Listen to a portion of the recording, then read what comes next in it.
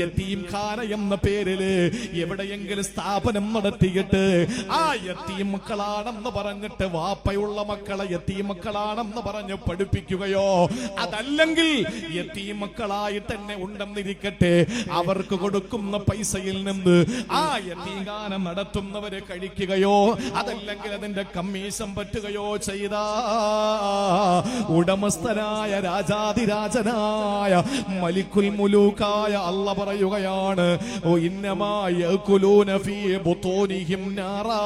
അവര് പള്ളയിൽ നിറയ്ക്കുന്നത് തീ തന്നെയാണ്. നാളെ സഈർ എന്ന് പറയുന്ന നരകത്തിൽ അവരെ പ്രവേശിപ്പിക്കുന്നതാ. യതീം മക്കളുടെ സ്വത്ത് തിന്നുന്നവന്, അവന് ദാടിയുള്ളവനായാലും തൊപ്പി വെച്ചവനായാലും അവൻ ആരായിരുന്നാലും പ്രിയപ്പെട്ടവരെ, അനാഥന്റെ സ്വത്ത് തിന്നുന്നവനുണ്ടല്ലോ, യതീംഖാനകളിൽ വരുന്ന പൈസ തിന്നുന്നവരുണ്ടല്ലോ. ഞാനൊരു സ്ഥലത്ത് പ്രസംഗിച്ചു, യതീം മക്കളുടെ സമ്പത്ത്, യതീം മക്കളുടെ കമ്മീഷൻ പറ്റിയിട്ട് യതീം മക്കളുടെ കളക്ഷൻ എടുത്തിട്ട് ആ യതീം മക്കളുടെ പേരിൽ തിന്നുന്നതൊക്കെ ഹറാമാണ്, അവര് പള്ളയിൽ നിറയ്ക്കുന്നത് തീയാണെന്ന് പറഞ്ഞു. നാനാ ഭാഗത്ത് നിന്നും ഒരുപാട് പ്രതിഷേധം വന്നു, ആളുകൾ ഒരുപാട് പച്ചത്തെറി വിളിച്ചു.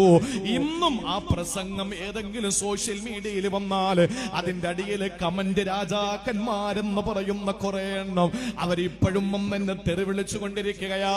നിങ്ങൾക്ക് തെറി വിളിക്കാം, നിങ്ങൾക്ക് പുച്ഛിക്കാം, എന്തും പറയാ. ഞാൻ പറയുന്നത് എന്റെ ഖാലിഖായ റബ്ബിന്റെ കലാമായ ഖുർആനിന്റെ സൂക്തങ്ങളിൽ നിന്ന് സൂറത്തുൻ നിസാ എന്ന സൂറത്തിലെ 10ാമത്തെ സൂക്തമാണ് ഞാൻ പറയുന്നത്. വേറെ എന്തും പോലെയല്ല, വേറെ എന്തും പോലെയല്ല. നമ്മുടെ സ്വന്തം, ഞാൻ ഒരു കാര്യം പറഞ്ഞുതരാം, സ്വന്തം മക്കളെ താലോലിക്കുന്നതിന് കൂലിയുണ്ടോ? ഉണ്ടോ?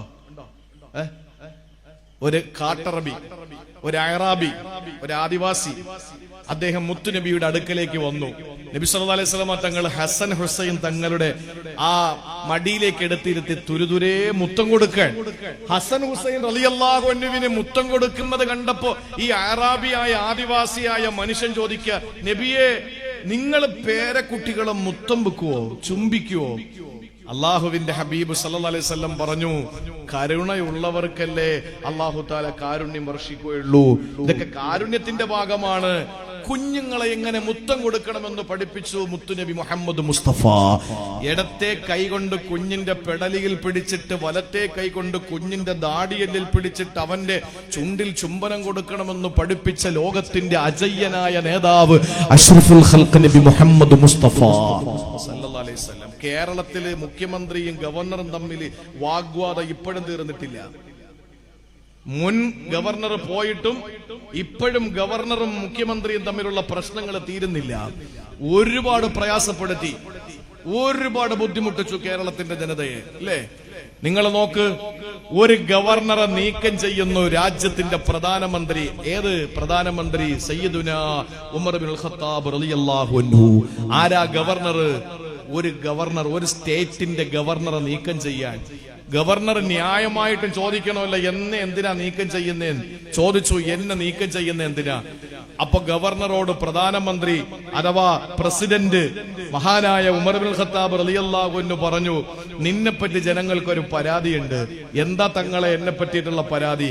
നീ നിന്റെ മക്കൾക്ക് ചുംബനം കൊടുക്കുന്നില്ല. സുബ്ഹാനല്ലാഹ്. സ്വന്തം മക്കളെ മുത്തം വയ്ക്കാത്തതിന്റെ പേരിൽ ഒരു ഗവർണറെ നീക്കം ചെയ്യുന്ന ഭരണാധികാരി. അപ്പോ ഗവർണർ ചോദിച്ചു, ഞാൻ എന്റെ മക്കൾക്ക് മുത്തം കൊടുക്കുന്നതും ഈ നാടിന്റെ ഗവർണർ സ്ഥാനത്തിരിക്കുന്നതും തമ്മിൽ എന്താ ബന്ധം? ഉമർ ഇബ്നുൽ ഖത്താബ് തങ്ങൾ പറഞ്ഞു, സ്വന്തം കുഞ്ഞുങ്ങൾക്ക് മുത്തം കൊടുക്കാത്തവൻ ആരാന്റെ മക്കളോട് കരുണ കാണിക്കുമെന്ന് തോന്നുന്നുണ്ടോ? സ്വന്തം മക്കളോട് വാത്സല്യം ഇല്ലാത്തവന് അവരന്റെ മക്കളോട് വാത്സല്യം കാണിക്കുമെന്ന് തോന്നുന്നുണ്ടോ? ചില ആളുകളൊക്കെ മതേതരത്വം വിളമ്പി ഓടുന്നല്ലോ. സ്വന്തം മതത്തിൽ ഞാൻ എന്റെ ഹൈന്ദവ സമൂഹത്തോട് പറയാൻ, ക്രൈസ്തവ സമൂഹത്തോട് പറയാൻ, 5 നേരം പടച്ചവനെ സാക്ഷിയാക്കി ഞാൻ പറയാൻ, എന്ത് വിവാദമുണ്ടായാലും എന്ത് പ്രശ്നമുണ്ടായാലും ഞാൻ ഇക്കാര്യം തുറന്നു പറയുകയാണ്. ഈ രാജ്യത്തുള്ള അല്ലെങ്കിൽ കേരളത്തിലുള്ള മുഴുവൻ ഹൈന്ദവ ക്രൈസ്തവ സഹോദരങ്ങളോട് പറയുന്നു, 5 നേരം പള്ളിയിൽ കയറി നിസ്കരിക്കാത്ത ഒരു മുസ്ലിം മതേതരത്വം വിളിച്ചു പറഞ്ഞുകൊണ്ട് നിങ്ങളെ ദൈവത്തെ, നിങ്ങളുടെ സംസ്കാരത്തെ സ്നേഹിക്കുന്നു എന്ന് പറയുന്നത് പച്ചക്കള്ളമാണ്. സ്വന്തം സംസ്കാരവും സ്വന്തം ആദർശവും കളഞ്ഞു കുളിച്ചുകൊണ്ട് അപരന്റെ സംസ്കാരത്തെ ഉയർത്തിക്കാട്ടുന്നത് വഞ്ചനയാണ് എന്ന് നമ്മൾ തിരിച്ചറിയണം. സ്വന്തം സംസ്കാരം 5 നേരം പള്ളിയിൽ നിസ്കരിക്കുന്നവൻ അമ്പലത്തിന്റെ മുമ്പിൽ പോയി നിൽക്കാൻ, ആ അമ്പലത്തിനോട് ബഹുമാനം. എന്റെ സഹോദരങ്ങളുടെ ആരാധനാലയമാണ്, എത്ര ബഹുമാനിക്കപ്പെടേണ്ടതാണ്. പള്ളിയിൽ നിസ്കരിച്ചിട്ടിറങ്ങിയ ഒരാൾ ചർച്ചിന്റെ അടുത്തെത്തിയപ്പോ ക്രിസ്ത്യാനിയായ സഹോദരനെ കണ്ടു. നീ പള്ളിയിൽ കയറിയിട്ട് വരികയാണല്ലേ, നിന്റെ മതാനുസരിച്ച് നീ നല്ലൊരു ആരാധന കഴിഞ്ഞു വന്നു, ഞാനും ആരാധന കഴിഞ്ഞു വന്നു. ഈ പള്ളിയുടെ മുമ്പിൽ എത്തുമ്പോൾ മുണ്ടും മടക്കി കുത്തി എന്തല്ല എന്ത് പടച്ചവനെന്ന് പറഞ്ഞിട്ട് പോകുന്നവൻ അപ്പുറത്ത് അമ്പലത്തിന്റെ മുമ്പ് പോയി എന്നിട്ട് പറയാണ്, നിങ്ങളുടെ ദൈവം, നിങ്ങളൊക്കെ ഈശ്വര വിശ്വാസികളല്ലേ, സമ്മതിച്ചു എന്ന് പറഞ്ഞാൽ പച്ച കള്ളമാണെന്ന് തിരിച്ചറിയാൻ ഹൈന്ദവ സഹോദരങ്ങൾക്ക് ബോധമുണരണം. എന്തുകൊണ്ട്? സ്വന്തം സംസ്കാരത്തെ തള്ളിപ്പറയുന്നവൻ ആരാന്റെ സംസ്കാരത്തെ വാരിപ്പുണരുമെന്ന് തോന്നുന്നുണ്ടോ? ഇല്ല. ഈ പള്ളിയിൽ 5 നേരം ബാങ്ക് വിളിക്കുമ്പോൾ കൃത്യമായി നമസ്കരിക്കുന്നവന് മാത്രമേ ഇതര സമുദായത്തിന്റെ ആരാധനാലയങ്ങളോടും അവരുടെ ആരാധനാ ശൈലികളോടും അവരുടെ ആചാരങ്ങളോടും കൃത്യമായി പ്രതിബദ്ധതയുണ്ടാവൂ. അല്ലെങ്കിൽ ഉണ്ടാവൂല കൂട്ടരെ, ഉണ്ടാവൂല. ഞാൻ എന്റെ കുട്ടിയെ എടുത്ത് മുത്തം വെക്കുകയും എന്റെ കുട്ടിക്ക് ഭക്ഷണം കൊടുക്കുകയൊക്കെ ചെയ്യാതെ എങ്ങനെയാണ് മറ്റുള്ളവന്റെ മക്കളെ ഞാൻ സ്നേഹിക്കുന്നു എന്ന് പറയുന്നത് ശരിയാണോ? അല്ല.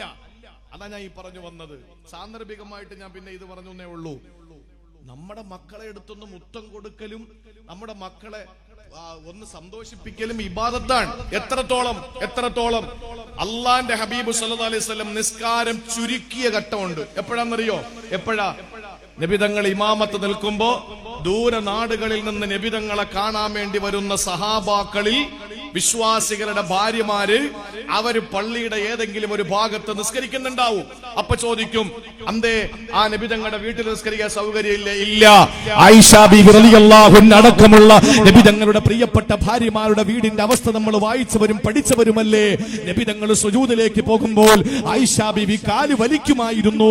തഹജ്ജുദിന്റെ സമയത്ത് സുജൂദിലേക്ക് പോകുന്ന മുസ്തഫായ നബിതങ്ങളുടെ ശിരസ് നിലത്തു വെക്കാൻ കാല് നീട്ടിക്കിടക്കും ആയിഷ ബീവി കാല് വലിക്കുമായിരുന്നു. സുജൂദിൽ നിന്ന് തല ഉയർത്തിയിട്ട് നബിതങ്ങൾ ഖിയാമിലേക്ക് പോകുമ്പോഴാണ് ആ കാല് നീട്ടിവെക്കാറുണ്ടായിരുന്നത്.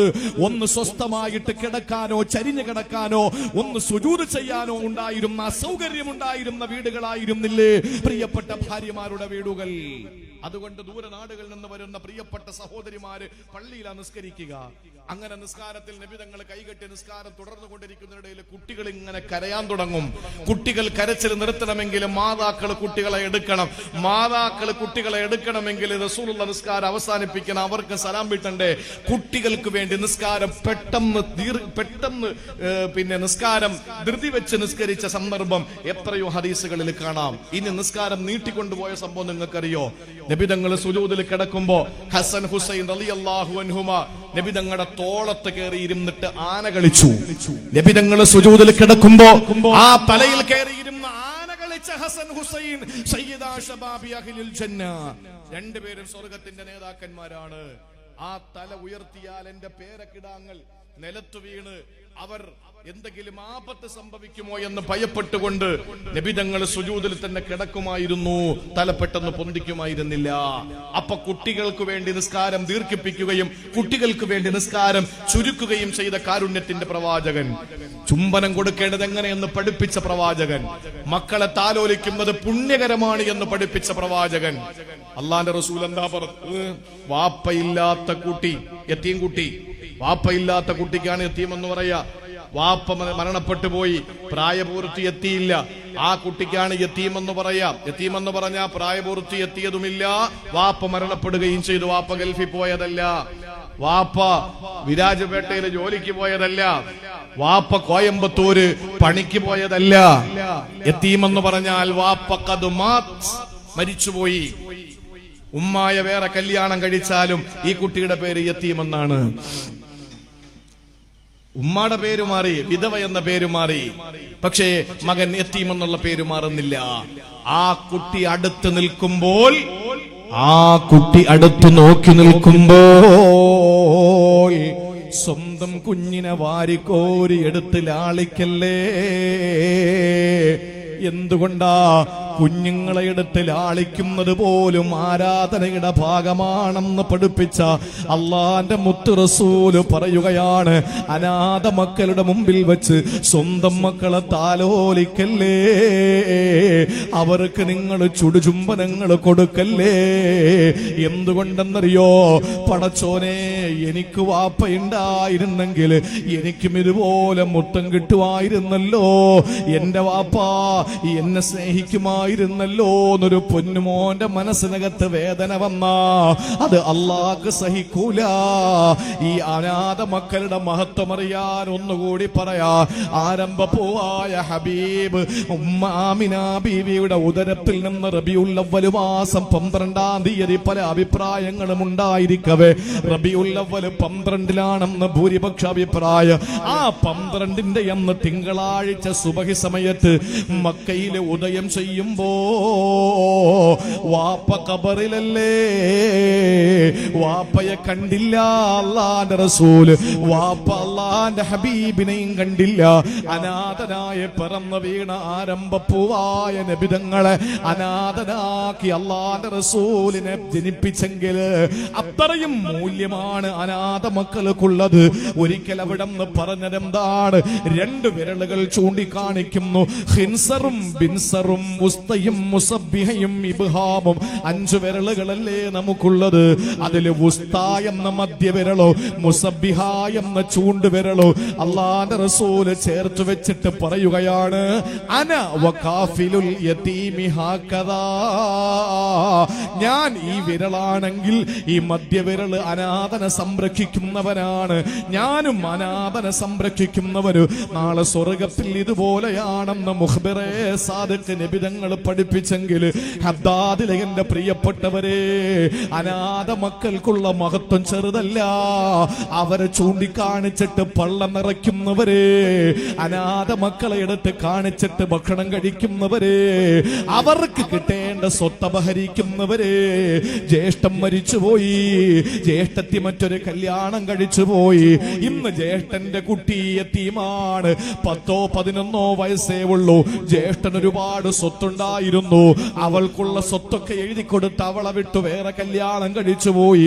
പക്ഷേ ഇന്ന് എന്റെ ജ്യേഷ്ഠന്റെ മകന് എന്റെ കൂടെയാ ജീവിക്കുന്നത്, എന്റെ പൊന്നുമോ എന്റെ ജ്യേഷ്ഠന്റെ മകനെ നോക്കുന്നത് ഞാനായതുകൊണ്ട് തന്നെ ഈ ജ്യേഷ്ഠന്റെ മകന് 1 ഏക്കർ വസ്തുവുണ്ട്. ആ 1 ഏക്കർ വസ്തു കണക്ക് നോക്കിയിട്ട് മീറ അനന്തരാവകാശികളെ വീതിച്ചു കൊടുത്തപ്പോൾ എന്റെ ഈ മകനും കിട്ടി. ആ മകന് കിട്ടിയ സ്വത്ത് അവനാണുള്ളത്. അതിൽ വലിയ ഒരു കോംപ്ലക്സ് ഉണ്ട്, അതിൽ വലിയ ഒരു റെസ്റ്റോറന്റ് ഉണ്ട്, അല്ലെങ്കിൽ അതിനകത്ത് കുറെ കടമുറികളുണ്ട്. അതിന്റെ വാടക എന്റെ പൊന്നുമോനുള്ളതാണ്. ഈ പൊന്നുമോൻ എന്റെ ജ്യേഷ്ഠന്റെ മകന് അനാഥനായ മകനാണ്, അവനുള്ളതാണ്. ആ സ്വത്തിൽ നിന്ന് നിനക്കും നിന്റെ മക്കൾക്കും അതോടൊപ്പം അവനും കൂടി നീ ഭക്ഷണം കൊടുത്താൽ നീ കഴിക്കുന്നത് ഹറാമല്ലേ സഹോദരാ? അതുകൊണ്ട് ഓർത്തോ, അനാഥനായ മകന്റെ സ്വത്ത് വേറെ ആർക്കും അല്ലാഹു അനുവദിച്ചു കൊടുത്തിട്ടില്ല, ഒരിക്കലും അത് പാടുള്ളതുമല്ല. അല്ലാഹുവിന്റെ ഖുർആൻ പറയുന്നു, യതീമക്കളുടെ സമ്പത്ത് അപഹരിച്ച് കഴിക്കുന്നവനെ നാളെ നിനക്ക് വരാൻ പോകുന്ന ശിക്ഷ, ഇന്നമായ നരകത്തിൽ തീയാണ്, നീ വയറ്റിലും തീയാണ് നിറയ്ക്കുന്നത്. നാളെ നീ സഈർ എന്ന നരകത്തിൽ കിടക്കേണ്ടി വരുന്നതാണ്. അല്ലാഹു നമ്മളെ കാത്തുരക്ഷിക്കട്ടെ. ഇനി ഒരു പരിഹാരം വേണ്ടേ? രോഗം നമ്മൾ പറഞ്ഞു, വല്ലവന്റെയും പണം അപഹരിച്ച് തിന്നുക, അതുപോലെ യതീമിന്റെ ധനം തിന്നുക, അതുപോലെ അള്ളാഹു വെച്ച ചില അതിർവരമ്പുകളെ ലംഘിച്ചു പോവുക, ഇതൊക്കെയും ളുൽമാണ്. ഈ റജബിൽ ഒരിക്കലും ളുൽമ പാടില്ലെന്ന് ഖുർആൻ പറഞ്ഞതാണ്. അപ്പോ സംഭവിച്ചു പോയില്ലേ? ഇന്ന് റജബ് കുറച്ചായില്ലേ? മാത്രമല്ല, കഴിഞ്ഞ ജീവിതത്തിന്റെ ഓരോ റജബിലും നമ്മൾ ഒരുപാട് തെറ്റുകൾ ചെയ്തു പോയിട്ടുണ്ടെങ്കിൽ നമുക്ക് ഇതിൽ നിന്ന് രക്ഷപ്പെടാൻ ഒരു മരുന്ന് വേണ്ടേ? ആ മരുന്ന് ഖുർആൻ 2 മരുന്ന് പറയുന്നുണ്ട്. അത് 2 കൂടെ പറയുമ്പോൾ ഇൻഷാ അല്ലാഹ് നമുക്ക് കറക്റ്റ് ടൈം ആവും. 2 പരിഹാരം ഇൻഷാ അല്ലാഹ് ഇന്ന് മുതൽ അള്ളാഹു നമുക്ക് ഹയാത്താക്കാനുള്ള തൗഫീക്ക് തരട്ടെ. ഈ രണ്ട് മരുന്ന്, രോഗം പറഞ്ഞു, രോഗം വരുന്ന വഴിയും പറഞ്ഞു, രോഗത്തിന്റെ കാഠിന്യതയും പറഞ്ഞു, ഇനി മരുന്നാണ് പറയാൻ പോകുന്നത്. സഹോദരിമാരും നന്നായിട്ട് ശ്രദ്ധിച്ചോളി. ഒന്നാമതായിട്ട് നമുക്കുള്ള പരിഹാരം സൂറത്തു ആലി ഇംറാനിൽ അല്ലാഹ് പറയുകയാണ്, വല്ലദീന ഇദാ ഫഅലൂ ഫാഹിശതൻ ഔ ളലമൂ അൻഫുസഹും ദക്കറുല്ലാഹ് فاستغفروا لذنوبهم ومن يغفر الذنوب إلا الله ولم يصروا على ما فعلوا وهم يعلمون. എന്റെ ഹദ്ദാദിലെ സഹോദരങ്ങളെ, എന്റെ സഹോദരിമാരെ, അല്ലാഹുവിന്റെ പരിശുദ്ധമായ ഖുർആനിൽ അല്ലാഹ് പറയുകയാണ്, വല്ലദീന ഇദാ ഫഅലൂ ഫാഹിശതൻ ഔ ളലമൂ അൻഫുസഹും, ആരെങ്കിലും സ്വന്തം ശരീരത്തോട് ദുൽമ കാണിച്ചാൽ, അശ്ലീലത ആരെങ്കിലും പ്രവർത്തിച്ചാൽ, സഭ്യതയില്ലാത്ത പ്രവർത്തനങ്ങൾ ആരെങ്കിലും ചെയ്താൽ, ആ ചെയ്തു പോയ ആണുങ്ങളെ, പെണ്ണുങ്ങളെ, അല്ലാഹു മരുന്ന് പറയുകയാണ്, ശമനം പറയുകയാണ്, ചികിത്സ പറയുകയാണ്. ഉടനെ അവന് ചെയ്യേണ്ടത് എന്തെന്നറിയോ? അല്ലാഹുവിനെ പറ്റി പെട്ടെന്ന് ഓർത്തുകൊള്ളട്ടെ. ഇതാര് പറഞ്ഞതിനെതിരാ ഞാൻ പ്രവർത്തിക്കുന്നത്? ഇതാരോടുള്ള ധിക്കാരമാ ഞാൻ കാണിക്കുന്നത്? ആരാ എനിക്ക് ശരീരം തന്നത്? ആരാ എനിക്ക് ആരോഗ്യം തന്നത്? ആരാ എനിക്ക് റൂഹ് തന്നത്? ആരാ കിടക്കാൻ വീട് തന്നത്? ആരാ കഴിക്കാൻ ഭക്ഷണം തന്നത്? ആരാ കുടിക്കാൻ എനിക്ക് വെള്ളം തന്നത്? ആരാണ് എനിക്ക് ഉടുക്കാൻ വസ്ത്രം തന്നത്? ഇതെല്ലാം എന്നെ പരിപാലിക്കുന്ന എന്റെ അല്ലാഹ്, ആ പടച്ചവനോടാണോ ഞാൻ ധിക്കാരം കാണിക്കുന്നത്? വീട്ടിൽ ഏതെങ്കിലും ഒരു ജോലിക്കാരനെ വെക്ക് ഹദ്ദാദുകാരാ, എന്നിട്ട് നിങ്ങൾ ഭക്ഷണം കൊടുക്ക്, എന്നിട്ട് നിങ്ങൾക്ക് അവർക്ക് വെള്ളം കൊടുക്ക്, എന്നിട്ട് നിങ്ങൾ അവർക്ക് വസ്ത്രം കൊടുക്ക്, എന്നിട്ട് കിടക്കാൻ വീടിന്റെ ഏതെങ്കിലും ഒരു ഭാഗത്തൊരു ചെറിയ ഇടം കൊടുക്ക്, എന്നിട്ട് നേരം വെളുത്ത് നമ്മളെ ഭക്ഷണം കഴിച്ച്, നമ്മളെ വെള്ളം കുടിച്ച്, നമ്മളെ തുണി ഉടുത്തിട്ട്, നമ്മൾ കൊടുത്ത സ്ഥലത്ത് കിടന്നുറങ്ങി എണീറ്റിട്ട് നമുക്കെതിരെ തിരിഞ്ഞാ നമ്മളവനെ വെറുതെ വിടുവോ?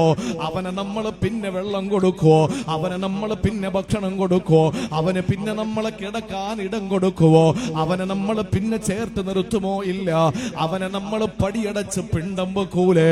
എന്നാ അല്ലാഹു തന്ന വസ്ത്രം ഉടുത്ത്, അല്ലാഹു തന്ന വീട്ടിൽ കിടന്ന്, അല്ലാഹു തന്ന ഭക്ഷണം കഴിച്ച്, അല്ലാഹു തന്ന വെള്ളം കുടിച്ച്, അല്ലാഹുവിനോട് ധിക്കാരം കാണിക്കുന്ന എനിക്കും നിങ്ങൾക്കും അല്ലാഹു വീണ്ടും വീണ്ടും വെള്ളം തരുന്നില്ലേ? അല്ലാഹു വീണ്ടും ഭക്ഷണം തരുന്നില്ലേ? അല്ലാഹു നമുക്ക് സകല സൗകര്യങ്ങളും തരുന്നില്ലേ? ഇതെല്ലാം പടച്ചവൻ നമുക്ക് ചെയ്തു തരുമ്പോ എന്റെ പ്രിയപ്പെട്ടവരെ, ഒരു സെക്കൻഡ് നമ്മൾ മനസ്സിലൊന്ന് ഓർക്കണം, അല്ലാ, നിന്നോടല്ലേ ഞാൻ ദുൽമ കാണിച്ചത്? നീ പറഞ്ഞതിനെതിരല്ലേ ഞാൻ ചെയ്യുന്നത്? നിന്നോടല്ലേ ഞാൻ ധിക്കാരം കാണിക്കുന്നത്? അതുകൊണ്ട് അല്ലാ, ഞാൻ മനുഷ്യനല്ലേ, തെറ്റുപറ്റിപ്പോയി. വികാരം നീയല്ലേ എനിക്ക് തന്നത്, ആഗ്രഹങ്ങൾ നീയല്ലേ എനിക്ക് തന്നത്. അതൊക്കെ ചെയ്ത് ഞാൻ എന്തൊക്കെയോ കാട്ടിക്കൂട്ടിയല്ല. അതുകൊണ്ട് നിന്നെ ഇപ്പോഴും ഞാൻ അങ്ങ് ഓർത്തത് കൊണ്ട്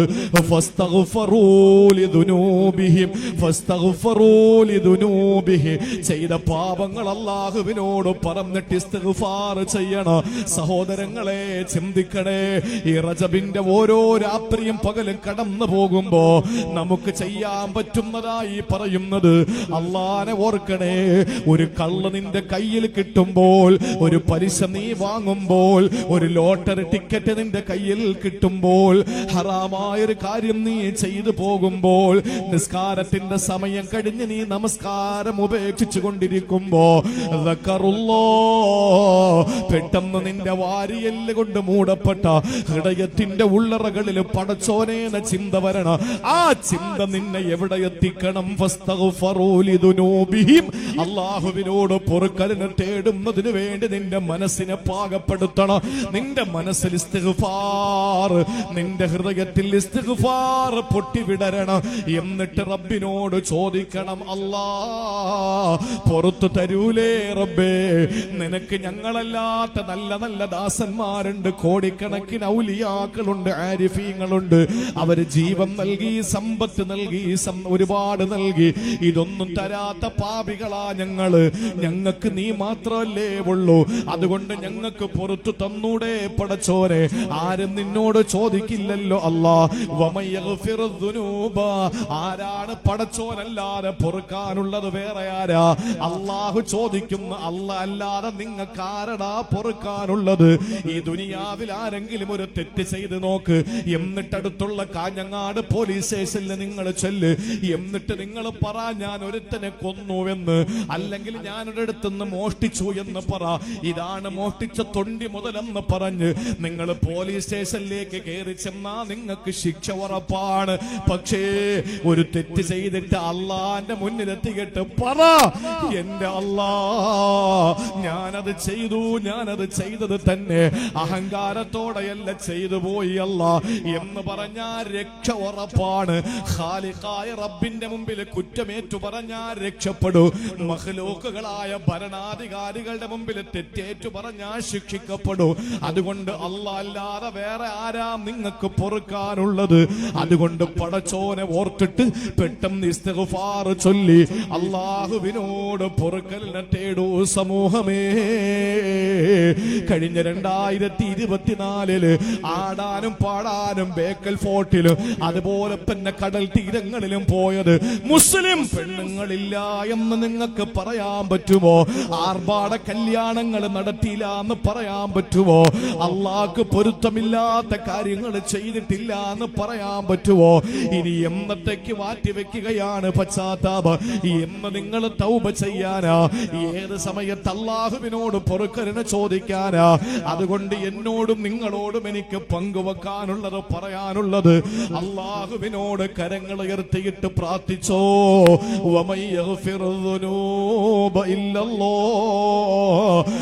അല്ലാത്ത ആരാ പിന്നെ പാപം പൊറുക്കാനുള്ളത്?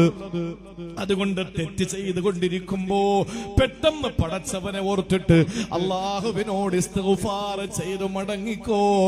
രണ്ടാമതൊരു കാര്യം കൂടി നിങ്ങൾ ചെയ്യണം. പശ്ചാത്തപിച്ചു മടങ്ങിയാലും മാത്രം പോരാ. വലം യുസിറൂ അലാ മാ ഫഅലു വഹും യഅലമൂൻ. ഇനി അറിഞ്ഞുകൊണ്ട് നിങ്ങളത് ചെയ്യാനും പാടില്ല. അറിഞ്ഞുകൊണ്ട് നിങ്ങൾ ഇനി അത് ചെയ്യാൻ പാടില്ല.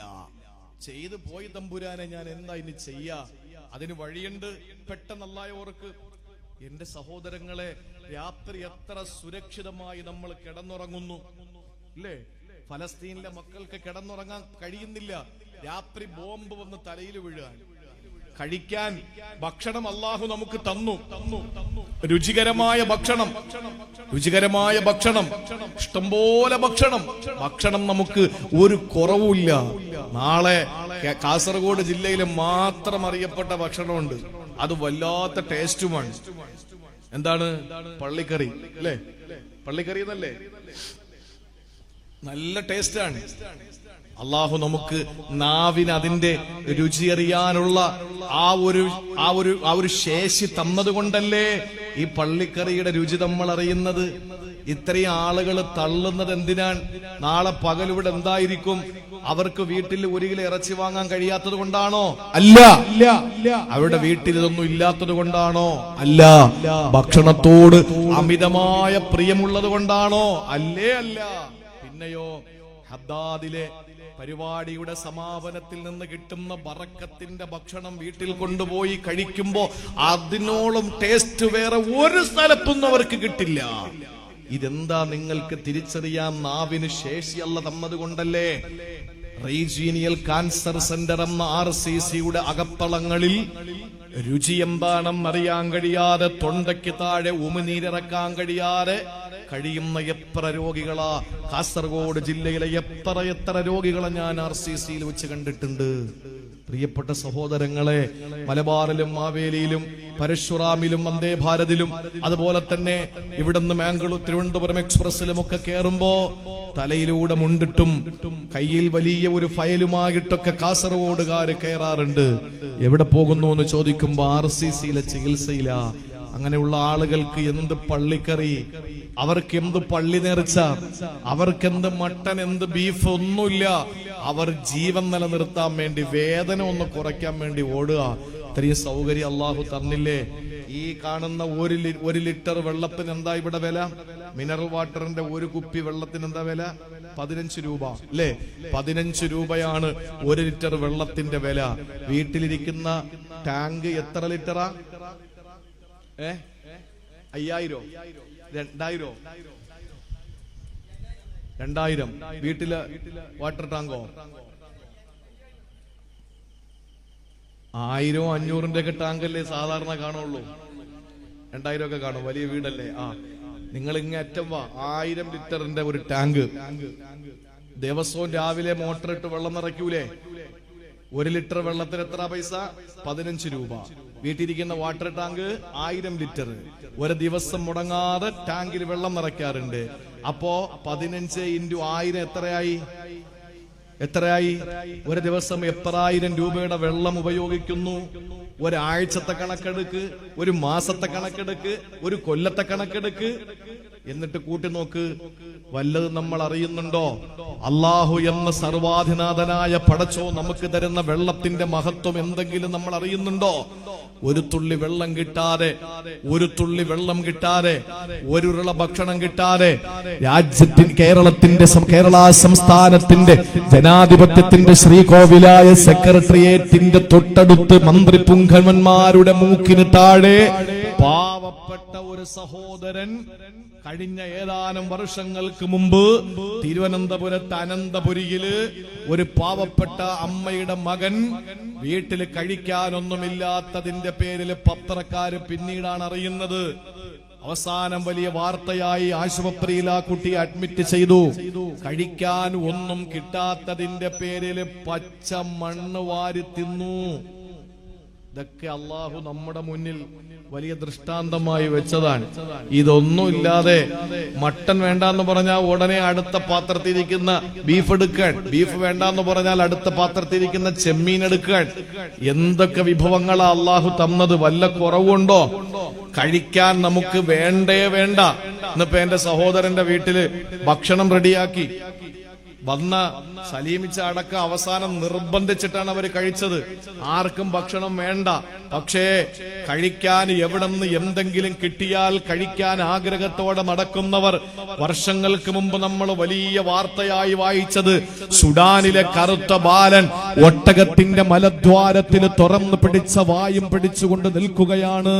ഒട്ടകം മലവിസർജനം നടത്തിയാൽ അത് കഴിച്ചിട്ട് വിശപ്പടക്കാൻ സുഡാനിലെ പാവപ്പെട്ട കറുത്ത വർഗക്കാരനായ ഒരു കുടുംബത്തിലെ പാവപ്പെട്ട കുട്ടി വിശപ്പിന്റെ വിളിയാളം മൂലം ഒട്ടകത്തിന്റെ മലവിസർജനം പോലും കഴിക്കാൻ ആഗ്രഹത്തോടെ നിൽക്കുന്നവരുടെ ഇടയിലാണ് അള്ളാഹു നമുക്ക് കോടിക്കണക്കിന് രൂപയുടെ സൗകര്യങ്ങൾ ചെയ്തു തന്നത്.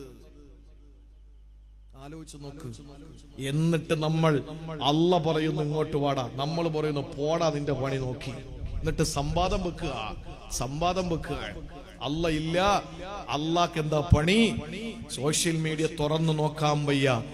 ഒരാള് പോലും നാഴികയ്ക്ക് 40 വട്ടം ഇസ്ലാമിനെ അധിക്ഷേപിക്കുന്ന PC ജോർജിനെ പോലുള്ള വിഷവിത്തുക്കളെ അരമണിക്കൂർ ഒന്ന് ജയിലിലടയ്ക്കാൻ പോലും കേരളത്തിലെ നിയമമില്ലാത്തൊരവസ്ഥയിലേക്ക് മാറപ്പെട്ടു. കേരളത്തിലെ മുഴുവൻ ആളുകളും സയ്യിദുൽ ഉലമാ ജിഫ്രി മുത്തുക്കോയ തങ്ങൾ മുതൽ കാന്തപുരം AP അബൂബക്കർ മുസ്ലിയാർ മുതൽ മൗലാനാ മമ്പാട് നജീബ് മൗലവി മുതൽ ദക്ഷിണ കേരളത്തിലെ പണ്ഡിതന്മാര് മുതൽ കേരളത്തിലെ മുഴുവൻ ആളുകളും ഇരിക്കുന്ന പാവങ്ങളായ ഇതിന്റെ ഭാരവാഹികൾ, എന്നെ കേൾക്കുന്ന നിങ്ങൾ, ഇതൊന്നും അറിയാത്ത പാവപ്പെട്ട അമ്മമാർ, ഈ കേരളത്തിലെ മുഴുവൻ ആളുകളും തീവ്രവാദിയാണ്, വർഗീയവാദിയാണ്.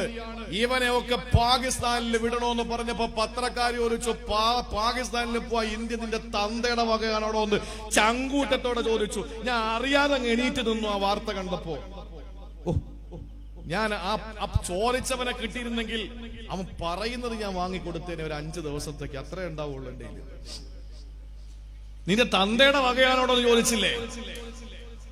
ഈ വൃത്തികെട്ടവനെതിരെ ഒരു കേസ് എടുക്കാൻ നിങ്ങളൊന്ന് ചിന്തിച്ചു നോക്ക് സഹോദരങ്ങളെ. അള്ളാഹുവിനെ പറ്റി പറയുന്ന വാക്കുകൾ, മുസ്തഫായ നബിതങ്ങളെ പറ്റി പറയുന്ന വാക്കുകൾ, ഇതിനൊക്കെ വ്യക്തമായി മറുപടി കൊടുക്കാൻ കഴിവില്ലാത്തത് കൊണ്ടോ, മണ്ടന്മാരായതുകൊണ്ടോ, ഷണ്ടന്മാരായതുകൊണ്ടോ അല്ല. പെടഞ്ഞു മരിക്കേണ്ടി വന്നാൽ ആ മരണം മുത്ത് റസൂലിന് വേണ്ടിയിട്ട് ഷഹാദത്ത് വരിക്കാൻ, ആ റസൂലുള്ളാഹിയെ കുറ്റം പറഞ്ഞതിന്റെ പേരിൽ, അതിന്റെ പേരില് അള്ളാഹുവിന്റെ മുത്തിനെതിരെ, ആ പറഞ്ഞവനെതിരെ ശക്തമായിട്ട് എന്തെങ്കിലും ഒന്ന് പറഞ്ഞിട്ട് അതിന്റെ പേരിൽ വെടിവെച്ചു കൊന്നാൽ ആ വെടിയുണ്ട പോലും വലിയ ഒരു ഹാരമായി, ആദരവായി കാണുന്നവരാ നമ്മൾ. പക്ഷേ കേരളത്തിന്റെ ഒരു പ്രത്യേക സാഹചര്യത്തിലും രാജ്യത്തിന്റെ പ്രത്യേകമായ ഒരു അവസ്ഥയിലും നമ്മൾ പറഞ്ഞാൽ അതൊന്നും ശരിയാവുന്നതല്ല. അതുകൊണ്ട് മാത്രം മിണ്ടാത്തതാ. വേദിയുണ്ട്, മൈക്കുണ്ട്, അവസരമുണ്ട്, പറയാൻ അറിയാം. പക്ഷെ അതൊന്നും നമ്മൾ മിണ്ടാത്തത് അതുകൊണ്ടാണ്. ആലോചിച്ച് നോക്കിയേ, ഇതൊക്കെ കാട്ടിക്കൂട്ടുമ്പോഴും ആരും മിണ്ടുന്നില്ല. പ്രിയപ്പെട്ട സഹോദരങ്ങളെ, മിണ്ടുന്നില്ല. അള്ളാന്റെ മുത്തിനെ പറ്റി പറയുന്ന വാക്കുകൾ എപ്പുറം. ഏതെങ്കിലും ഒരു പള്ളിക്കകത്ത് ഏതെങ്കിലും ഒരു ഉസ്താദ് ബഹുമാനപ്പെട്ട ശ്രീ യേശുവിനെയോ അല്ലെങ്കിൽ അവരാഭരിക്കുന്ന ശ്രീരാമ ഭഗവാനെയോ ശ്രീകൃഷ്ണനെയോ ഏതെങ്കിലും മൊയ്ലിയാരെ കുറ്റം പറയോ? എന്നാ മൊയ്ലിയാര് നിസ്കാരം കഴിഞ്ഞ് പിന്നെ പള്ളിയിൽ അടുത്ത വക്കത്തിന് ഉണ്ടാവോ? ഈ ചൊണയന്മാരായ കമ്മിറ്റിക്കാർ അയാളെ പിരിച്ചുവിടൂലേ? അങ്ങനെയാണെങ്കിൽ ഈ പറഞ്ഞ മുസ്ലിയാരെ കൊണ്ടുവന്ന് ഊളംപാറ അല്ലെങ്കിൽ കുതിരവട്ടത്തെ കൊണ്ടുവന്ന് നമ്മൾ അഡ്മിറ്റ് ചെയ്യൂല? ഇയാൾക്ക് ഭ്രാന്താന്ന് വെച്ചിട്ട് മറ്റു മതങ്ങളെ അധിക്ഷേപിക്കാനും ആക്ഷേപിക്കാനും ഇസ്ലാം പഠിപ്പിക്കുന്നില്ല, പ്രോത്സാഹിപ്പിക്കുന്നില്ല എന്നല്ല, ശക്തമായി എതിർക്കുന്നു. വേണ്ട, നിങ്ങൾ അവരെ ഒന്ന് ചീത്ത വിളിക്കരുത് എന്ന്. അപ്പോഴും നാഴികയ്ക്ക് 40 വട്ടം ഇസ്ലാമിനെതിരെ കുതിര കയറി അള്ളാഹുവിനെയും റസൂലിനെയും ആക്ഷേപിച്ച് ഉമ്മഹാത്തുൽ മുഅ്മിനീങ്ങളെ വേശ്യകളാക്കി ചിത്രീകരിക്കുന്ന കേരളത്തിലെ ചാനൽ തമ്പുരാക്കന്മാരും അതുപോലെ തന്നെ സ്വകാര്യ മീഡിയകളും സ്വകാര്യ വാർത്താ ചാനലുകളും സ്വകാര്യ നവമാധ്യമങ്ങളും വ്ളോഗർമാരും യൂട്യൂബർമാരും ഇങ്ങനെ കൂണുപോലെ മുളച്ചു വരുമ്പോൾ എന്താടാ നിങ്ങൾക്കൊന്ന് അടങ്ങിക്കൂടെ എന്ന് ചോദിക്കാൻ ഒരു തരത്തിലും പ്രിയപ്പെട്ട സഹോദരങ്ങളെ ഭരണാധികാരികൾ തയ്യാറാവുന്നില്ല. സങ്കടം കൊണ്ട് പറയാൻ. അതുകൊണ്ട് ഞാൻ പറഞ്ഞു വന്നത്, നമ്മളൊക്കെ വലിയ ഭാഗ്യവാന്മാരാ. കാരണം അള്ളാഹു നമുക്ക് കഴിക്കാനും ഉടുക്കാനും തിന്നാനും കുടിക്കാനും കിടക്കാനും ഒക്കെ എല്ലാം തന്നു. എന്നിട്ട് നമ്മൾ പടച്ചോന്റെ മുമ്പിൽ നമ്മൾ തെറ്റ് ചെയ്യുന്നില്ലേ സഹോദരങ്ങളെ? അള്ളാഹുവിന്റെ മുന്നിൽ നമ്മൾ തെറ്റ് ചെയ്യുന്നില്ലേ? ആ തെറ്റ് ചെയ്യുന്ന നമ്മൾ നമ്മുടെ പടച്ചവനോട് എപ്പോഴെങ്കിലും ഒരു നിമിഷം, അല്ലാഹ് ഞാൻ ഇത് നിന്നോടാണല്ലോ ചെയ്തത്, പടച്ചോനെ നീയല്ലേ ഇതെല്ലാം എനിക്ക് തന്നത്, എന്നെയും എന്റെ വിരളനക്കാനും എന്റെ ചുണ്ട് ചലിപ്പിക്കാനും എന്റെ നാവ് ചലിപ്പിക്കാനും അവസരം തന്നത് നീയല്ലേ? ഒരു നിമിഷം എന്റെ ശബ്ദമങ്ങ് വേണ്ടാന്ന് നീ തീരുമാനിച്ചാൽ ഞാൻ ഇങ്ങനെ അങ്ങ് നിൽക്കൂലേ? പിന്നെ എന്റെ ചുണ്ടൊന്ന് ചലിപ്പിക്കാറ്, വേദനിക്കുമ്പോഴും നിലവിളിക്കാൻ പോലും എനിക്ക് പറ്റൂലല്ലോ. ആ നിലയിൽ അല്ലാഹു എന്നെ ഈ നിലയിൽ സംസാരിക്കാൻ കഴിവ് തന്നു, കേൾക്കാൻ നിങ്ങൾക്ക് കഴിവ് തന്നു, എല്ലാ സൗകര്യങ്ങളും അല്ലാഹു തന്നിട്ട് ഒരു നിമിഷമെങ്കിലും റബ്ബേ ഞാൻ നിന്റെ മുന്നിലാണല്ലോ ഇതൊക്കെ ചെയ്യുന്നത്, ഞാൻ നിന്നെ ഓർത്തുപോയി, പടച്ചോനെ നീ പറഞ്ഞനുസരിച്ച് ഞാൻ പൊറുക്കലിന് ചോദിക്കുകയാ. അല്ലാഹ് അല്ലാതെ പിന്നെ ആരാ നമുക്ക് പൊറുക്കാൻ? അറിഞ്ഞുകൊണ്ട് നിങ്ങൾ ഇനി ചെയ്യല്ലേ. കാസർഗോഡ് ജില്ല അള്ളാഹു അനുഗ്രഹിച്ചൊരു മണ്ണാണ്. 99% സ്ത്രീകളും പർദ്ദയിട്ടവരാണ്. ഒരു 50% വരുന്ന ചെറുപ്പക്കാരും ദാടി വളർത്തി തൊപ്പി വെക്കുന്നവരാണ്. ഒരു 80% വരുന്ന ചെറുപ്പക്കാരും മതബോധമുള്ളവരാണ്. കേരളത്തിൽ ഒരു 60% വരുന്ന മഹാന്മാരും അന്ത്യവിശ്രമം കൊള്ളുന്നത് കാസർഗോഡ് ജില്ലയിലാണ്. കേരളത്തിൽ സന്തോഷത്തോടെ യാത്ര ചെയ്യാൻ പറ്റിയ ഒരു ജില്ല കാസർഗോഡ് ജില്ല. എന്താണെന്നറിയോ? എവിടെയാണോ ഇറങ്ങി നിസ്കരിക്കാൻ പള്ളികൾക്ക് പഞ്ഞയില്ല. ഇത്രയും വലിയ അള്ളാഹ് ആദരിച്ച മണ്ണാൻ. പക്ഷേ അല്പം ആർഭാടങ്ങൾ കൂടി പോവാ നിങ്ങൾക്ക്. അല്പം കല്യാണത്തിനൊക്കെ ഇച്ചിരി ആർഭാടങ്ങൾ കൂടി പോവാൻ. അതൊന്ന് സൂക്ഷിച്ചാൽ അള്ളാഹു നിങ്ങൾക്ക് നല്ല ബറക്കത്ത് തരും. ചെലവ് ചുരുങ്ങിയ വിവാഹത്തിലാണ് അള്ളാഹു താല ബറക്കത്ത് വെച്ചിട്ടുള്ളത്. എത്ര ചെലവ് ചുരുക്കുമോ അപ്പുറം. എന്ന് വെച്ചാൽ വരുന്നവർക്ക് ഒരു ബിസ്ക്കറ്റും ചായയും കൊടുക്കണമെന്നല്ല. അവർക്ക് മട്ട വേണമെങ്കിൽ മട്ടൻ കൊടുത്തോ, ബീഫ് അത് കഴിക്കാത്തവർക്ക് മറ്റത് കൊടുത്തോ, അത് കഴിക്കാത്തവർക്ക് മറിച്ചത് കൊടുത്തോ, എല്ലാം കൊടുക്കാം. പക്ഷേ എന്തിനാണ് ആട്ടവും പാട്ടവും? എന്തിനാണ് ഇങ്ങനെയുള്ള ഇസ്ലാം നിരോധിച്ച കാര്യങ്ങൾ? എന്തിനാണ് ഇതൊക്കെ ചെയ്യുന്നത്? എന്റെ ഒന്നും ആവശ്യമില്ല. അതുകൊണ്ട് ആരാണെങ്കിലും വിവാഹത്തിൽ ഇപ്പൊ പറയും അങ്ങനെയാണെങ്കിൽ ഇന്ന ആൾക്കാരങ്ങൾ പറഞ്ഞില്ലല്ലോ ചില ആളുകൾക്ക്. അതാവശ്യമം. ആരായാലും ആർഭാടങ്ങൾ കുറയ്ക്കുന്ന വിവാഹത്തിൽ മാത്രമേ ബറക്കത്തുള്ളൂ. നമ്മുടെ മക്കളുടെ ജീവിതത്തിൽ നമ്മൾ കൈപിടിച്ചു ഉയർത്തുമ്പോ ഒരു ബറക്കത്ത് വേണ്ടേ? അതുകൊണ്ട് അങ്ങനെ ചെയ്തോളി. അള്ളാഹു നമ്മളെ അനുഗ്രഹിക്കട്ടെ. ചെയ്തു വന്ന ഒരു പാപങ്ങളും ഇനി എന്ത് ചെയ്യാൻ പാടില്ല. ഈ റജബിൽ ചെയ്യേണ്ട കാര്യങ്ങളാണ് ഇത്രയും നേരം ഞാൻ പറഞ്ഞത്. അതുകൊണ്ട് പ്രതിവിധിയാണ്, അള്ളാഹുവെ തെറ്റ് പറ്റിപ്പോയി, നീ അല്ലാതെ എനിക്ക് പൊറുക്കാൻ വേറെ ആരുമില്ല, എനിക്ക് മാപ്പ് താ. അള്ളാഹ് അപ്പ പുറത്തു തരും. പുറത്തു തരിക മാത്രമല്ല, അള്ളാഹ്ക്ക് സന്തോഷം വരും. എങ്ങനെ സന്തോഷം വരിക എന്നറിയോ? ഒരു ഉദാഹരണത്തിലൂടെ റസൂൽ സല്ലല്ലാഹു അലൈഹി വസല്ലം തങ്ങൾ വ്യക്തമാക്കി. ഒരാൾ ഒരു യാത്ര പോവുകയാണ്. അയാളുടെ വാഹനത്തിലാണ് ഭക്ഷണമുള്ളത്, അയാളുടെ വാഹനത്തിലാണ് വസ്ത്രമുള്ളത്, അയാളുടെ വാഹനത്തിലാണ് മരുന്നുള്ളത്, അയാളുടെ വാഹനത്തിലാണ് വെള്ളമുള്ളത്, ഒട്ടകമാണ് തന്റെ വാഹനം. ഇതെല്ലാമായിട്ട് ഇങ്ങനെ മരുഭൂമിയിലൂടെ യാത്ര പോകുമ്പോൾ ഒരു ക്ഷീണം വന്നു. പെട്ടെന്ന് അയാള് വാഹനം നിർത്തി ഒട്ടകത്തെ മേയാൻ വിട്ടു.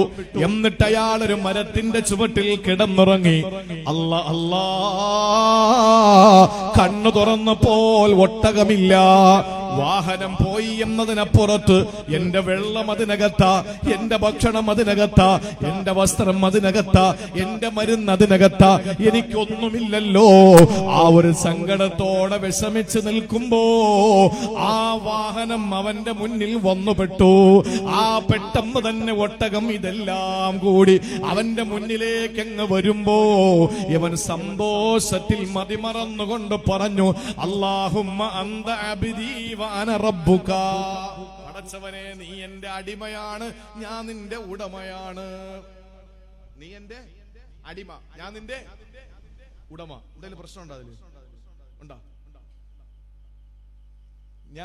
നീ എന്റെ അടിമ, ഞാൻ നിന്റെ ഉടമയാണ്. റബ്ബി അന്ത അബ്ദീ വഅന റബ്ബുക. അല്ലാഹ്, എന്തൊരു സന്തോഷം പടച്ചവനെ.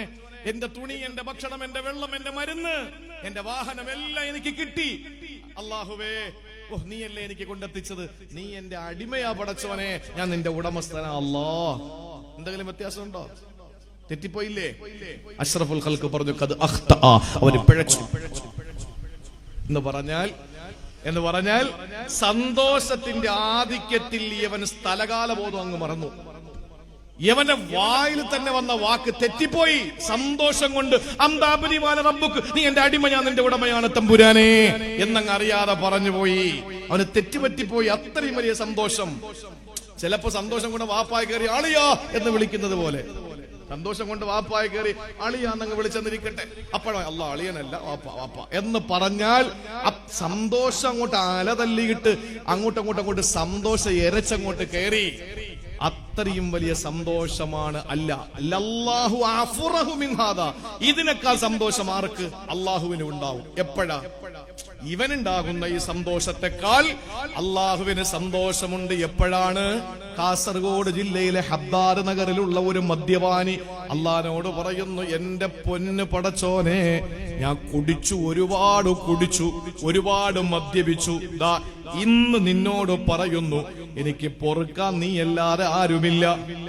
ഞാൻ ഇനി കുടിക്കില്ല, നിർത്തി. എനിക്ക് ഖേദമുണ്ട്, ഞാൻ ഇനി ഒരിക്കലും അത് ചെയ്യില്ല. എനിക്ക് നീ പൊറത്തു തരണേ അല്ലാ. ഇതങ്ങോട്ട് കേൾക്കുമ്പോ അള്ളാഹ്ക്കുള്ള സന്തോഷം നേരത്തെ പറഞ്ഞവന്റെ സന്തോഷത്തെക്കാൾ വലുതാണെന്ന് മുഹമ്മദ് മുസ്തഫ. പിന്നെ എന്തിനാ സഹോദരങ്ങളെ നമ്മൾ വിഷമിക്കുന്നത്? എന്തിനാ നമ്മൾ സങ്കടപ്പെടുന്നത്? ഇത് ആരുടെ അടിമകളാ നമ്മള്? അള്ളാഹുവിന്റെ അടിമകളല്ലേ. നമ്മളെ എന്തെങ്കിലും കാണിച്ചിട്ട് പേടിപ്പിക്കുന്നവരോട് പോയി പണി നോക്കടാന്ന് പറ. എന്റെ കൽബിൽ അള്ളണ്ടടാന്ന് പറ തന്റെ ഇടത്തോടു കൂടി. എനിക്കെന്റെ പടച്ചു, നീ എന്റെ പണി നോക്കടാ പോയി, അള്ളണ്ട് എനിക്ക് എന്ന് പറയാൻ നമുക്ക് കഴിയണം പ്രിയപ്പെട്ടവരെ. കാരണം നമ്മുടെ അള്ളാഹു അത്രയും വലിയ പുറത്തു തരാൻ താല്പര്യമുള്ളവനാണ്. ഒന്ന് പ്രതിവിധി. ഒന്ന് രണ്ടാമത്തേത് ഏതെന്നറിയോ? വിശുദ്ധ ഖുർആൻ സൂറത്തുൻ നിസായിൽ കാണാം, വലൗ അന്നഹും ഇല്ലലമു അൻഫുസഹും ജാഊക ഫസ്തഗ്ഫറുല്ലാഹ വസ്തഗ്ഫറ ലഹുമുർ റസൂൽ ലവജദുല്ലാഹ തവ്വാബർ റഹീമാ. വിശുദ്ധ ഖുർആൻ പറയുകയാണ്, നബിയേ, വലൗ അന്നഹും ഇല്ലലമു അൻഫുസഹും, അവർ ദുൽമ ചെയ്തിട്ട് നബിയേ ജാഊക, നിങ്ങളുടെ മുന്നിൽ വരും. കുംഭസാരമല്ല, കുംഭസാരം ഇസ്ലാമിലില്ല. പക്ഷെ തെറ്റ് ചെയ്തവർ പരിഹാരം തേടി മുത്തു നബിയുടെ സമീപത്ത് വരും. ആയിരക്കണക്കിന് സംഭവങ്ങളുണ്ട്. നബി തങ്ങളുടെ മുന്നിൽ വന്ന് അള്ളാഹുവിന്റെ റസൂലിന്റെ മുന്നിലേക്ക് വന്നിട്ട് രക്ഷപ്പെടുത്തണം നബിയെ എന്ന് പറഞ്ഞു വന്ന ഒട്ടകം, والوحش والأشجار قد سجدت له عليه قد سلمنا بعد التشهد. അള്ളാന്റെ റസൂലിന്റെ മുന്നിൽ വരുന്നത് ജീവികൾ, വൃക്ഷങ്ങൾ, മനുഷ്യർ, അചേതന സചേതന വസ്തുക്കളൊക്കെ റസൂലുള്ളാഹിന്റെ അടുത്ത് വരൂലേ? അതിൽ അത്ഭുതം തിരിക്കുന്നു. ലോകം അവസാനിക്കാറാകുമ്പോ ജൂതന്മാരെ കൊല്ലാൻ ഈ പാറകളും മതിലുകളും സംസാരിക്കുമെന്ന് മുഹമ്മദ് മുസ്തഫ. ഹദ്ദാദ് നഗറിലെ ഈ കവാടം ഉണ്ടല്ലോ, ഈ മതില് ഹദ്ദാദിന്റെ മുന്നിലൂടെ പോകുന്ന ആളുകളെ വിളിച്ചിട്ട് പറയും, ദാ അബ്ദുല്ലാ തആൽ വറാഇ യഹൂദി ഫഖതുൽ, എടാ ഈ പള്ളിയുടെ ബാക്കിൽ ബാത്റൂമിന്റെ പുറകിൽ ഒരു ജൂത ഇരിപ്പുണ്ട്, പോയി കൊല്ലടാന്ന് പറയും. ഏത്? ഈ മതില്. അള്ളാന്റെ റസൂല് പഠിപ്പിച്ചല്ലേ, അള്ളാഹുവിന്റെ ഹബീബ് പഠിപ്പിച്ചതല്ലേ.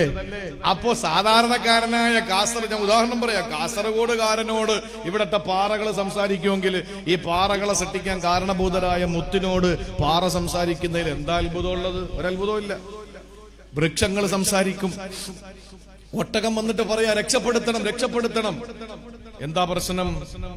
മുതലാളി ഓടി വന്നിട്ട് പറഞ്ഞു, ഇവൻ എന്നെ അനുസരിക്കുന്നില്ല. ഒട്ടകത്തോട് ചോദിച്ചു, ശരിയാണോ?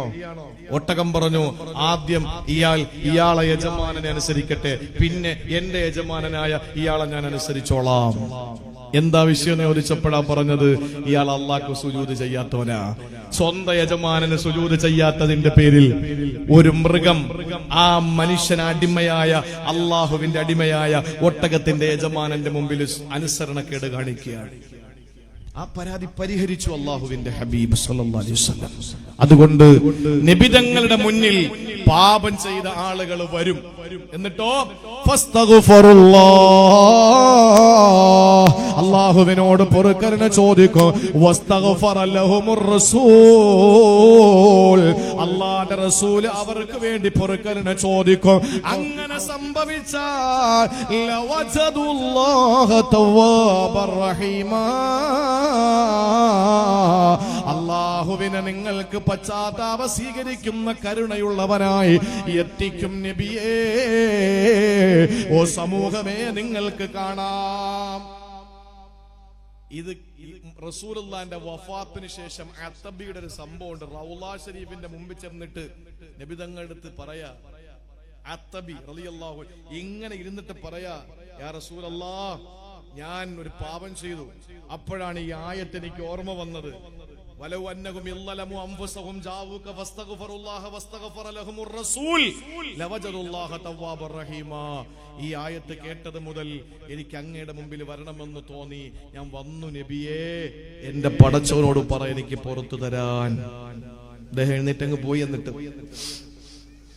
അടുത്തിരിക്കുന്ന ആളിനോട് പറഞ്ഞു അയാളെ തിരിച്ചു വിളിച്ചിട്ട് പറഞ്ഞു, നിങ്ങളുടെ പാപം പുറത്തിരിക്കുകയാണ്. നിങ്ങളുടെ പാപം എല്ലാ തഫ്സീറുകളിലും ഈ ആയത്തിലെ തഫ്സീറിൽ ഈ സംഭവം കൊടുത്തിട്ടുണ്ട്. ഇത് പിന്നെ എല്ലാം ബുഖാരിൽ നോക്കി കിടക്കണ കാക്കന്മാർക്ക് ഇത് ദഹിക്കുമെന്ന് എനിക്കറിയില്ല. അവർക്ക് ദഹിക്കുന്നത് പറയാൻ എനിക്ക് സൗകര്യമില്ല. അതുകൊണ്ട് എന്റെ പ്രിയപ്പെട്ട സഹോദരങ്ങളെ, അള്ളാഹുവിന്റെ മുത്തു റസൂൽ സല്ലല്ലാഹു അലൈഹി വസല്ലമ തങ്ങളോട് ചെന്നിട്ട് എനിക്ക് വേണ്ടി ദുആരക്കെന്ന് പറഞ്ഞ ആ ഒരു പാരമ്പര്യം തുടർന്നു വരികയാണ്. കാണുന്നവരോടൊക്കെ പറയണം, എനിക്ക് ദുആരക്ക്, എനിക്ക് ദുആരക്ക്, എനിക്ക് ദുആരക്ക്, പാപം പൊറുക്കാൻ ദുആരക്ക്. നമ്മൾ പറയും അതിന്റെ ആവശ്യമുണ്ടോ? അതിന്റെ ആവശ്യമുണ്ടോ? ഉംറയ്ക്ക് പോകാൻ ഇറങ്ങുന്ന ഒരാൾ, അയാളോട് വേറെ ഒരാൾ പറയുന്നില്ല, തൻസാനി ഫീ ദുആയിക്, നിന്റെ ദുആയിൽ നീ എന്നെ മറക്കരുത്. എവിടെ പോയതാ? ഉംറയ്ക്ക് പോകാൻ ഇറങ്ങുന്ന ഒരാളോട് വേറെ ഒരാൾ പറയാനില്ല, തൻസാനി ഫീ ദുആയിക്, നിന്റെ ദുആയിൽ എന്നെ വിട്ടുപോകല്ലേ. ആരാ ഉംറയ്ക്ക് പോകാൻ ഇറങ്ങിയത്? സയ്യിദുനാ ഉമർ ബിനുൽ ഖത്താബ്. ആരാ ദുആരക്കണേ ഉമറേ എന്ന് പറഞ്ഞത്? അഷ്റഫുൽ ഖൽഖ് നബി മുഹമ്മദ് മുസ്തഫ. നബിതങ്ങൾ പറയാണ്, സിദ്ദീഖ് ഉമറുൽ ഫാറൂഖ് തങ്ങളുടെ അടുത്ത്, ലാ തൻസാനി ഫീ ദുആയിക യാ ഉമർ, ഉമറേ നിന്റെ ദുആയിൽ എന്നെ വിട്ടുപോകല്ലേ എന്ന്. ഇതിനപ്പുറം എന്താ? അതുകൊണ്ട് കാണുന്നവരോടൊക്കെ പറ, ദുആരക്ക് ദുആരക്ക് ദുആരക്ക് എന്ന് പറ. ഉസീകും ബിദ്ദുആ, ഉസീകും ബിദ്ദുആ എന്ന് പറ.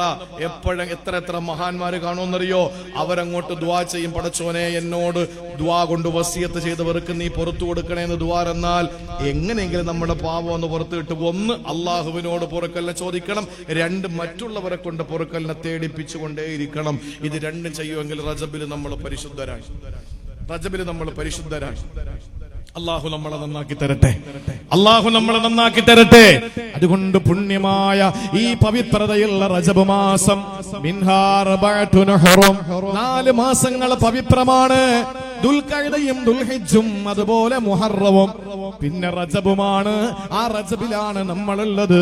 ഈ റജബ് മാസത്തിന്റെ പ്രത്യേകതയാണ് ഫലാ തളിമൂ ഫീഹിൻ അൻഫുസകും, നിങ്ങൾ ളുൽമ ചെയ്യാൻ പാടില്ല. ളുൽമ ഏതൊക്കെയെന്ന് ചുരുങ്ങിയ നിലയിൽ പറഞ്ഞു. ആ ളുൽമ ചെയ്തു പോയാൽ അതിന്റെ മരുന്ന് പ്രതിവിധിയും പറഞ്ഞു. ഇത് അമല് ചെയ്യാൻ അല്ലാഹു നമുക്ക് തൗഫീഖ് തരട്ടെ. അല്ലാഹു തൗഫീഖ് തരട്ടെ. ഈ പരിശുദ്ധമായ ഹദ്ദാദിലെ ഈ പരിശുദ്ധമായ നമ്മുടെ സദസ്സിന്റെ ബറക്കത്ത് കൊണ്ട് യജമാനനായ ഉടമസ്ഥനായ അല്ലാഹു നമ്മുടെ മുഴുവൻ ദോഷങ്ങളും പുറത്ത് ഈ സദസ്സിൽ നിന്നിറങ്ങുമ്പോ പാപരഹിതരായി ഒരു നവോന്മേഷ പുതുജീവിതത്തിലേക്ക് കാലെടുത്തു വെക്കാൻ അല്ലാഹു ഈ രാത്രിയെ നമുക്ക് തൗഫീഖ് നൽകി അനുഗ്രഹിക്കുമാറാവട്ടെ.